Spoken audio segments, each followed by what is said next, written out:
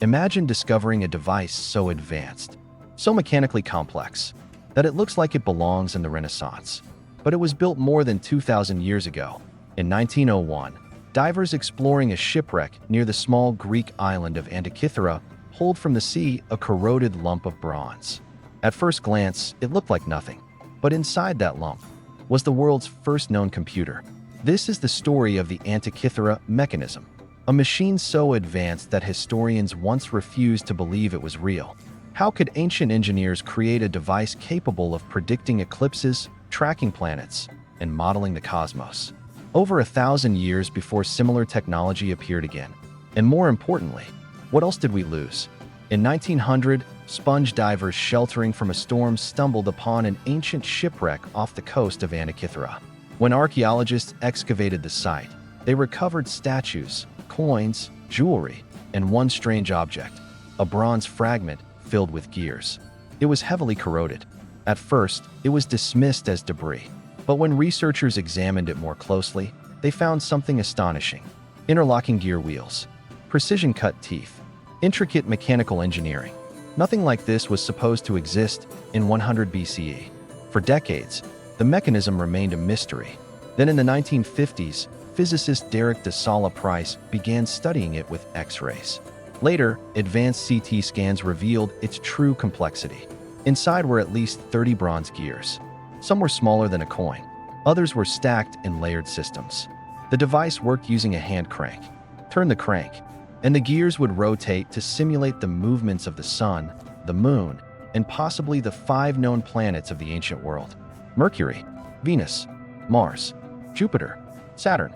It could predict solar eclipses, lunar eclipses, the phases of the moon, even the timing of the Olympic Games.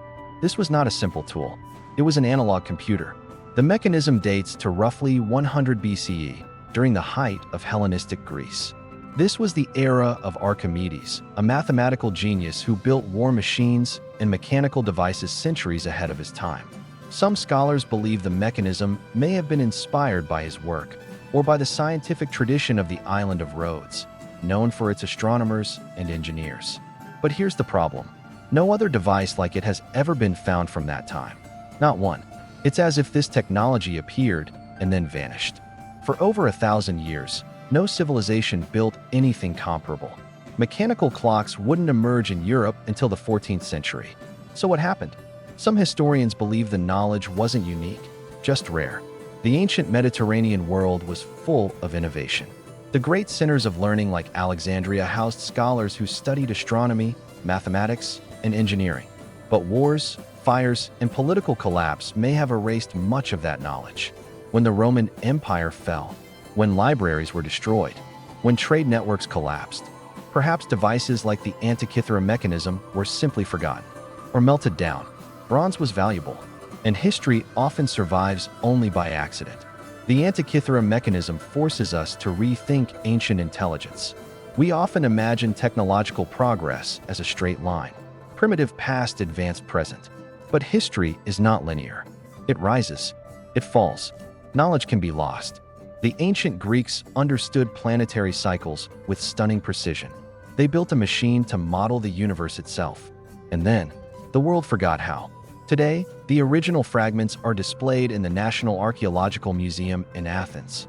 They sit quietly behind glass, but inside them lies a reminder. Humanity has been brilliant for far longer than we give it credit for. And somewhere, beneath the oceans or buried in the earth, there may be other machines, waiting to be excavated. If you enjoyed this deep dive into ancient mysteries, subscribe for more stories about lost civilizations, forbidden discoveries, and historical secrets that challenge everything we think we know. Because sometimes, the past is more advanced than the future.